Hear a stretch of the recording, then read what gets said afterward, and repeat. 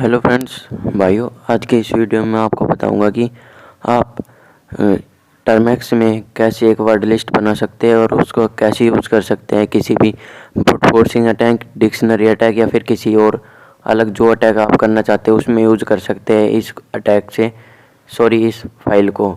तो देखते रहिए इस वीडियो में। मैं मिलता हूँ आपको अगली वीडियो में। तब तक के लिए टेक केयर एंड बाय।